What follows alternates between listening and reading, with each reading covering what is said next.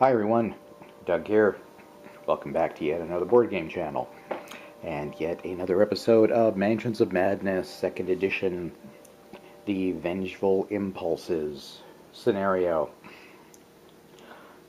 Our host is dead, unsurprisingly. We knew we were not going to be able to stop him from getting killed, because drama.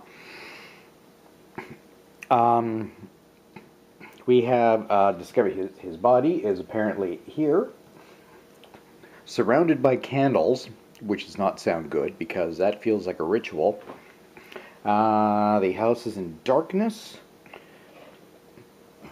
but Amanda is next to the fuse box, so hopefully she can fix that this turn. I'm hoping it's a puzzle, because I think she'll be very good at puzzles.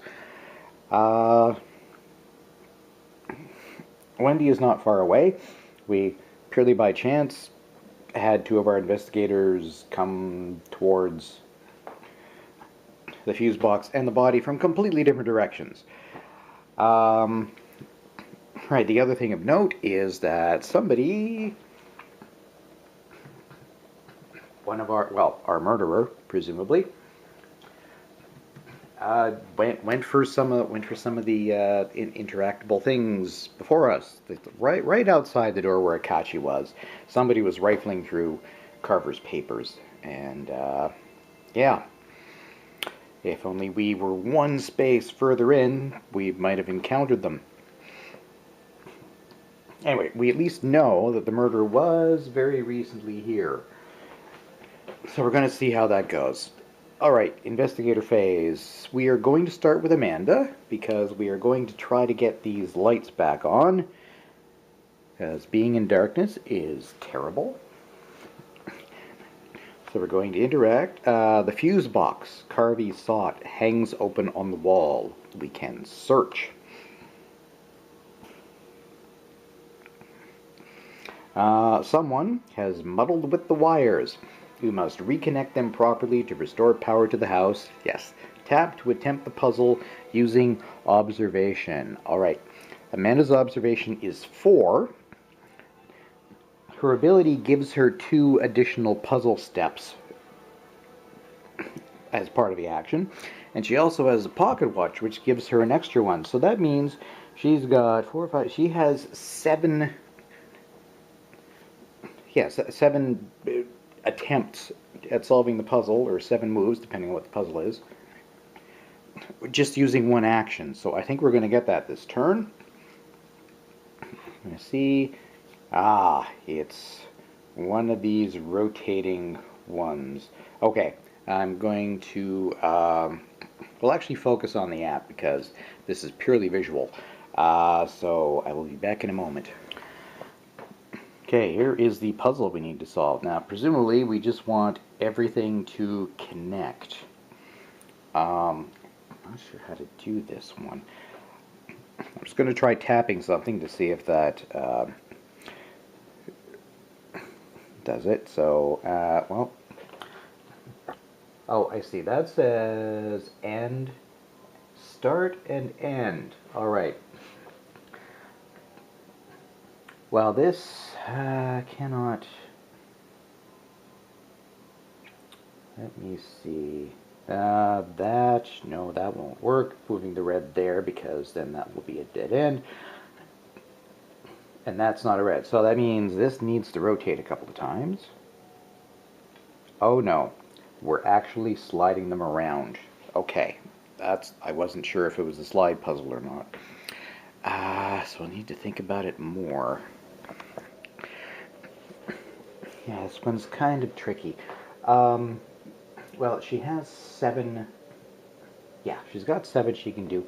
I'm just going to start by moving some around to see if anything becomes clear. So... Oh, yeah, and we can only trade one at a time. So... Well, clearly not that or that. That has to go whoop, over there. If we want... I assume we don't want any wires off the sides. So that's 1. Oh, okay, good. Oops, 1. I may just do this off camera because you don't need to see me going the whole time. So once I made a few more moves, I'll be back. Okay, I'm back. As you can see, I have made 6 of my 7 available moves. I think one more move will actually do it. I think if I do that... Yes! Did it on the first go. Yeah. Puzzle completed. You flip the master lever, and the lights in the house flicker back on. Discard all darkness tokens from the board. Someone must have shut off the power to the house. You think? Gain the circumstantial evidence unique item and 1 clue, then discard this search token. Alright, back to the board. So yeah, I was actually thinking that Amanda having the pocket watch was overkill, but it turned out to be exactly the right amount. So yes, she also now has the circumstantial evidence, just a bit more and the case is closed. And she will acquire 1 more clue. We can now use these clues for our rolls because the lights are back on, so we'll get rid of that token. Does anything else happen? Oh, yes, the butler mops his brow with a damp handkerchief. So, he's moved into here.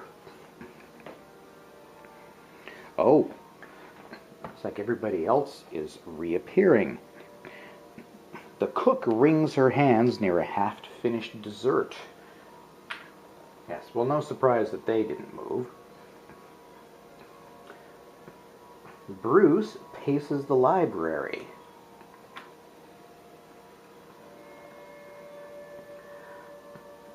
Jean, where is Jean? There, Jean pages quickly through a book.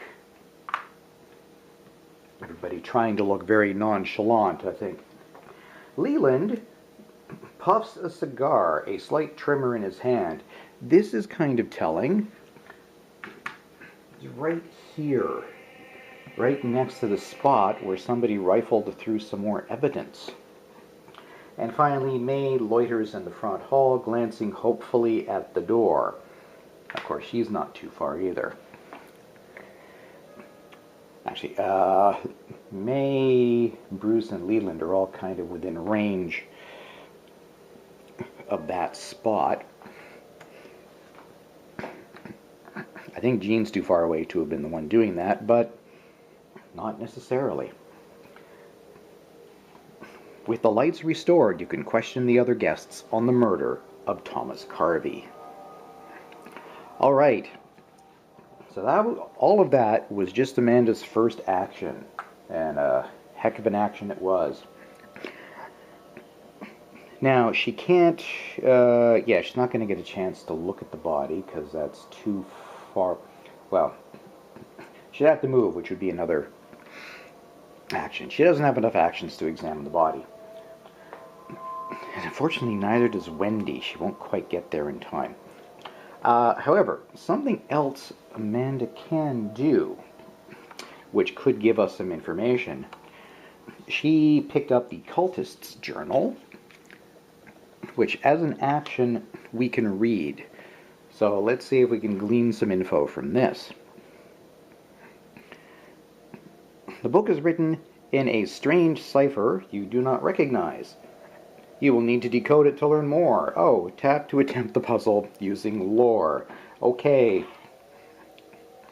And it's going to be one of these. So yeah. Again, she's going to get 7 guesses at this. So, yeah, give me a little while to have a look at this, and I will be right back. Okay, I made 6 guesses and been able to figure out that there are 2 blue and 3 purple. One of which is in the right place, and I think it has to be one of the purples. So, for my final guess this turn, we're going to go purple, purple, blue, blue, purple. If that's not correct, I think that, well, no, there's 2 other possibilities. So we're going to go with this as her 7th guess. You can see we're up to 6 guesses. Yeah, because her lore was also 4. Guess. Oh, jeez. Wow. Amanda is rocking the puzzles. Alright, now decoded. You page through the entries and find the book to be mostly rituals and formula centered around a being by the name of Yog-Sothoth. Someone has gone through great trouble to gather as much information as possible. Only the final entry in the journal holds some clue as to your specific mystery, however. The others do not yet understand. We do small rites and rituals, gaining knowledge that leads to nothing more than financial success. There has to be a greater plan for this knowledge, and I seek to serve it. There is so much in this universe I could see, so much I could know. A price must be paid, of course, but it cannot be that different from any other poor wretches we have dragged in here for the group. It will be Carvey. I think he is the only other one who really understands what is at stake here, and I do not want him getting any ideas about me. It will be a convenient bonus that it will also please my father. Okay, Bruce. It's the only one here that we know with daddy issues. So, Bruce is looking pretty good. That is the end of that. Okay, all of that was just Amanda's turn. So, now I just wondering who I should do next. Well, okay. Wendy, well, neither of our other investigators can get to Bruce this turn. Well, we can, but we can't interact with him at that point. Wendy could go 1-2, and then a second action there. So we may as well... Might as well examine something and then move. Oh, yeah, we also can't do May. She's a little too far away. But yeah, we're like 90% sure it's Bruce now. Thanks to his father issues. So,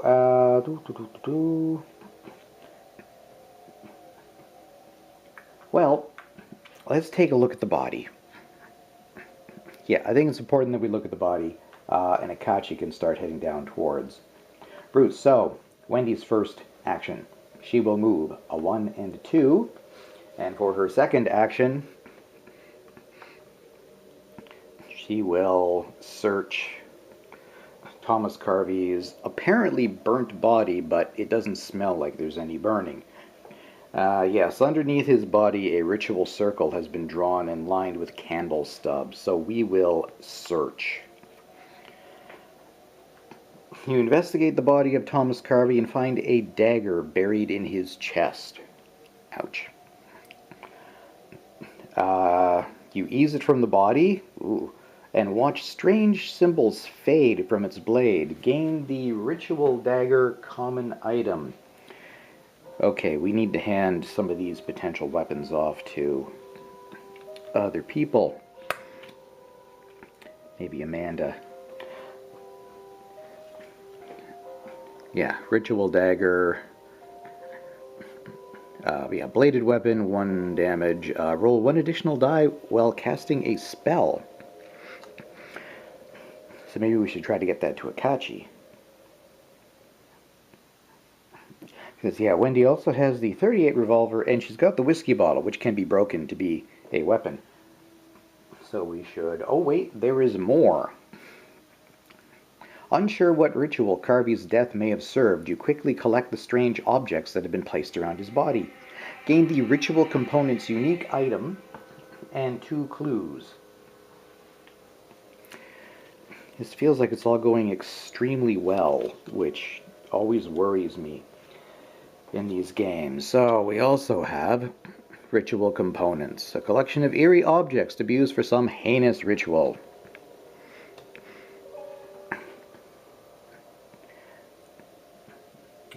Yes, so we continue. Oh, right, and she also gets 2 more clues. Oh. Amanda has the least clues at 4. So, I'm hoping this means we can just rock through this thing. Alright, so that is all of Wendy. Let us see. Okay, Akachi up here. Yeah, she's not going to get there in time to actually interrogate him. But she can get into the room with him. I think before we go, as he is right there, I'm going to ask Leland what is up. Leland puffs on a cigar, his face wrinkled with concern. Oh, this is interesting. As actions, we can ask, where were you when the lights went out? We can also ask, who has motive to kill Thomas Carvey? Or, not using up an action, we can accuse of murder. So, I'm going to ask him about motive. Yeah.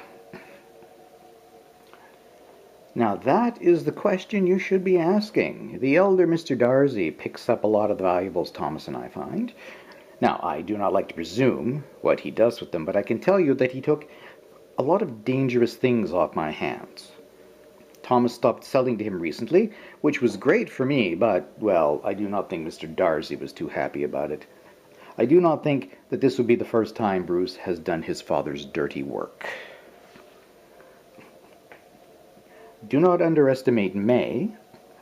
I have it on good authority that she was not always the pretty young socialite she is now. I think Thomas helped her cover up her past.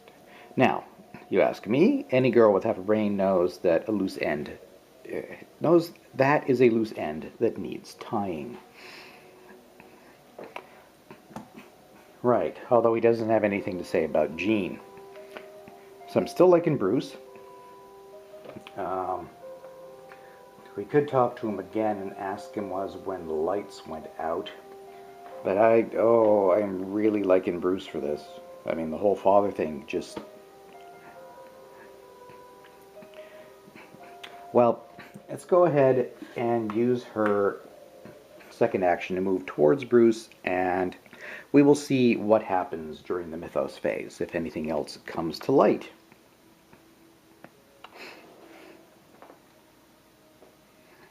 Without warning, your feet take off under someone else's commands. After what seems like hours, you are back where you started, and the exhausting trip ends. Each investigator suffers 2 face-down damage.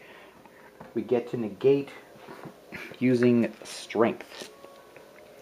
Alright, Amanda has 3 strength, and she blocked both. Nice. Actually, they all have 3 strength. Making sure they don't have, they don't have anything on them that will improve this. Okay. We're going to have to take some damage for Wendy. Again, now that we can spend clues, I'm going to spend 1 to turn that into a success, which means she's only going to take 1 horror, and it is face down at least. So I'll add that to her play area. And then finally, Akachi just blocks easily. She, no problem. Oh. From far away, you hear the muffled cries of Carvey's screams, even though he's dead, as if transmitted through the radio. Each investigator suffers 2 horror. We get to negate with will. Amanda has 4 will. She takes it like a trooper. Wendy has 3. Okay, that's what the clues are for. We're going to spend a couple to make a couple of successes and take no horror damage there. And 1, 2, 3, 4, 5. Akachi has 5. She blocks one, no problem. We'll spend one of her many clues to make it a complete success. She does already have 3 horror on her, so we really don't want her to get it. All right, success, and then back to the investigators phase. All right, and we'll have to consider what to do next. Okay, before we go right into questioning Bruce, there's one thing I would like to look at first. Angela is in a space with what appears to be another body. I want to examine that first before we all swoop around on Bruce. Just in case. I mean, who's this other body? Yeah, a ghastly figure with a misshapen arm is slumped in the corner. Behind it, a shelf has been left crooked, leaving a glimpse of the passage behind. So, we're going to search that. The figure is dressed in coveralls and a broad-rimmed straw hat. Oh, the gardener. One monstrous hand grips a muddied trowel. There is no mark on its body that suggests what caused its death. Wherever the blood on the floor came from, it was not this creature. Gain 1 clue. Okay, so we grabbed a clue for Amanda, and we'll get rid of this. I'm not entirely certain what this means. What does the gardener have to do with anything? Anyway, for Amanda's second action, she is going to move 2 spaces. That's as far as she can go. All right. Yeah, let's do Wendy while we're over here. She's going to move 2 spaces. We can move her another 2, or because it can't hurt to have more information, we're going to look at the papers and books on Carvey's desk. Among the clutter, you find something that looks like Carvey's personal journal. Gain the old journal unique item. There it is. The journal entry in the culprit's own handwriting is practically a confession.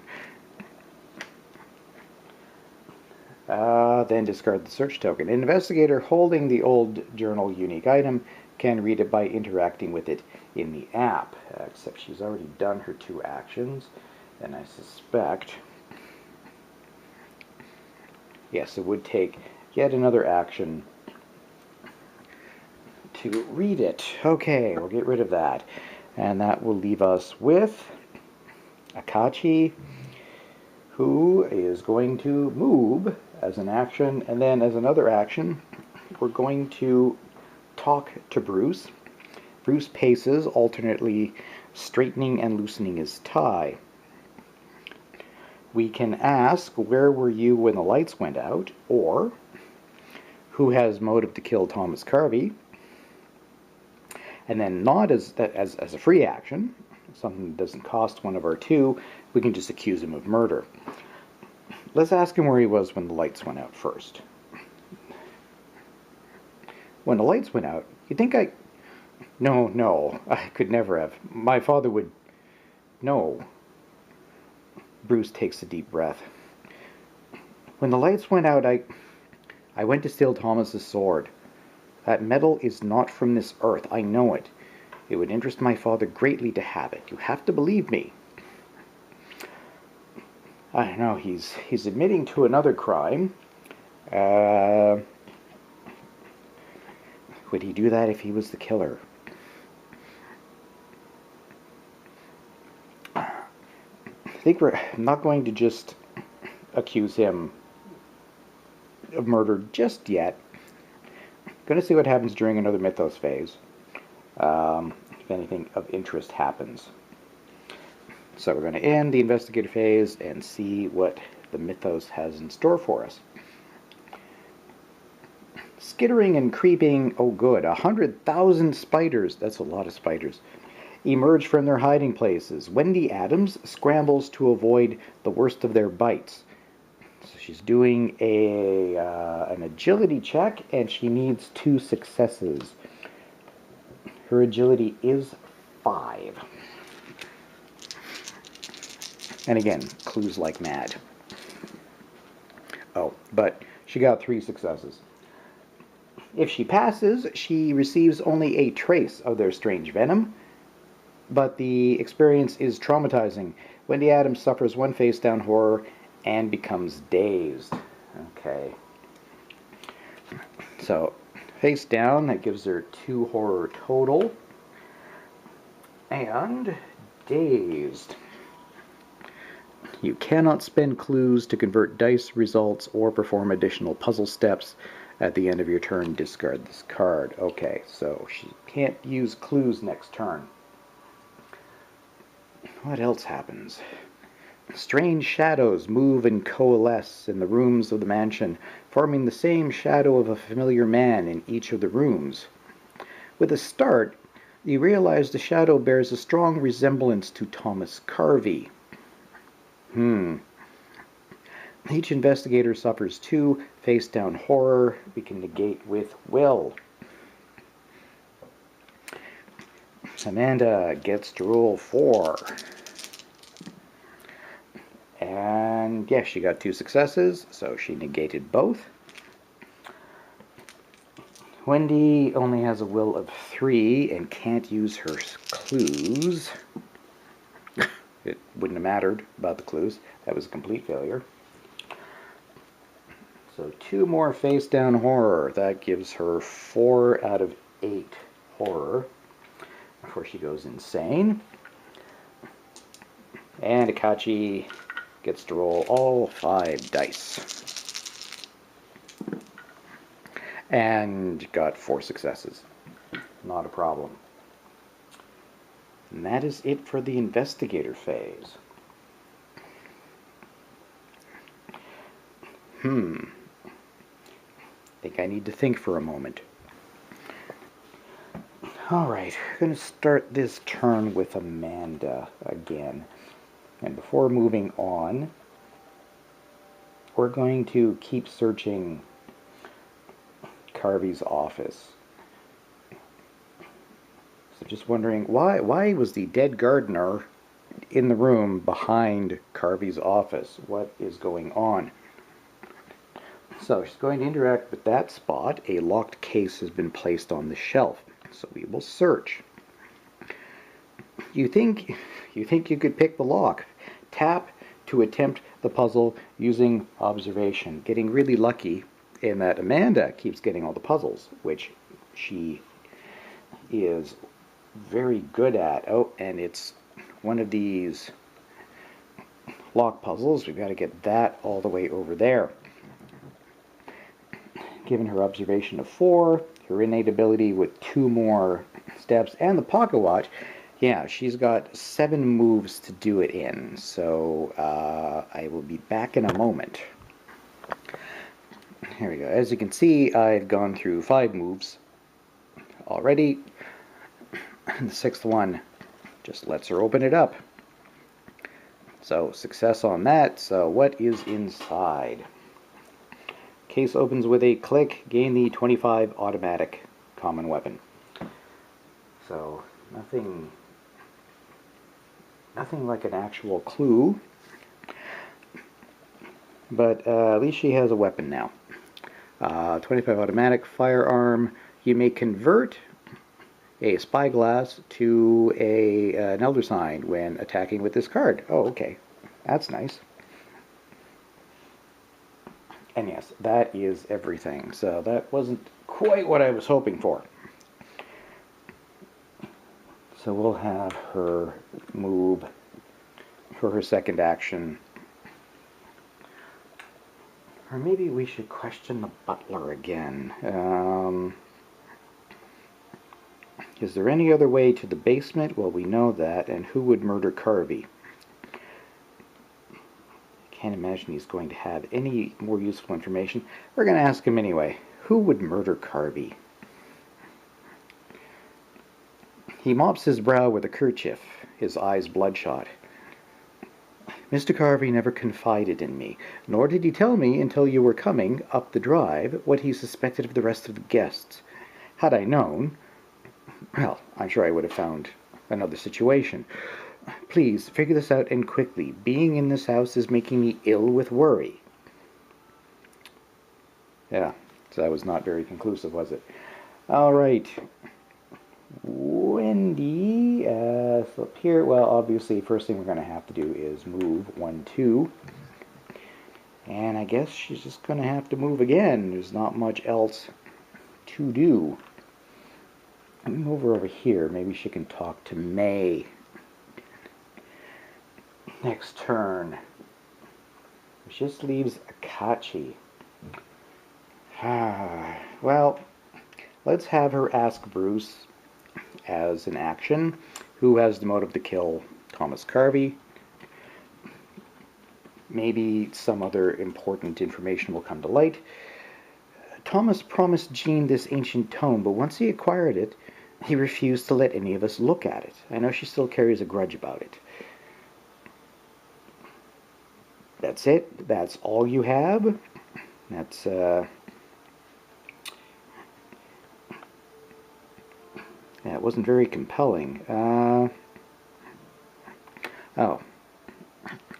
I was going to try to interact with that, but it won't let me do it while Bruce is in the room. Oh, I don't know about accusing him of murder quite yet. I feel like I should talk to the others a little bit more. Yeah, maybe we'll go through one more mythos phase, and yeah, we'll go through one more mythos phase. We'll call... Right, sorry, phone rang. I'm back. Right, we'll go through one more mythos phase, call this an episode, and then next time I think we'll finish this off. We'll do a little bit more investigating, and given the whole father reference thing, I think we might still have to go with Bruce. But we're going to just wonder if I should move Akachi first. She has one more action. No, we'll leave her be for now. So, end investigator phase. One final mythos. Light fades from around you, leaving anything even inches from your face obscured. Place darkness in each space of the office. Not the entire house, thank goodness. Just the office. And this mythos event affects each investigator in a space containing darkness.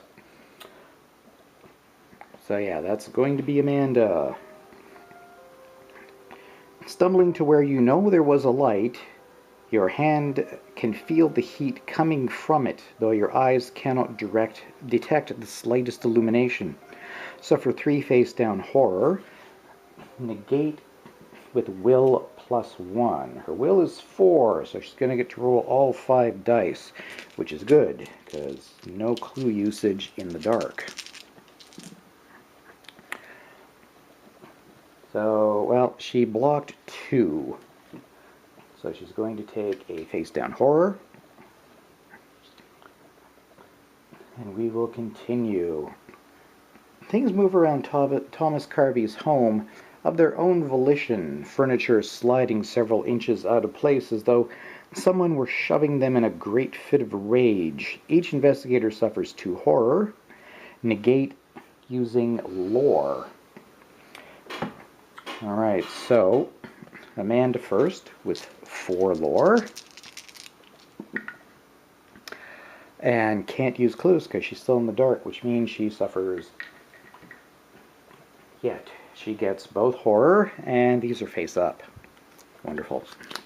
First one, oh good. Minor shock. Flip it back down, and hysteria. You scream and scream and scream. You slap yourself as hard as you can, hoping to break the cycle. Resolve immediately. Flip one damage face up, then flip this card face down. She doesn't have any damage to flip. So that's good.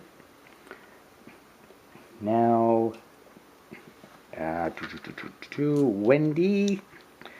She's only got, what does she have? Yeah, she's only got 3 lore, and she can't use her clues because she's dazed. Well, she blocked one of them anyway. She gets kleptomania.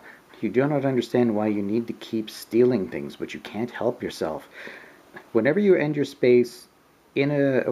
turn in a space with another investigator, take one item at random from another investigator in your space.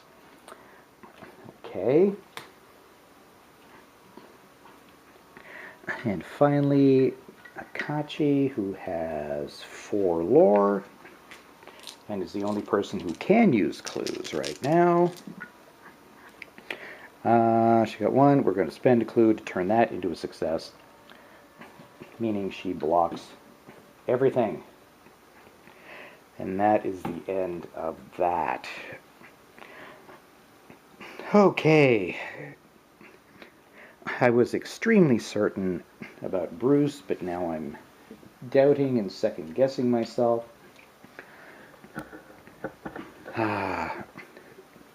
Thinking if we do a tiny bit more interrogating, if we don't get anything else definitive to the contrary, we're just going to have to accuse Bruce of being the murderer. But we will see what happens next time. I hope you'll join me then. In the meantime, thanks very much everybody for watching. Thanks for subscribing to the channel and liking the videos both on YouTube and Board Game Geek. It's very much appreciated. And we will see you next time for yet another episode of Mansions of Madness. So long.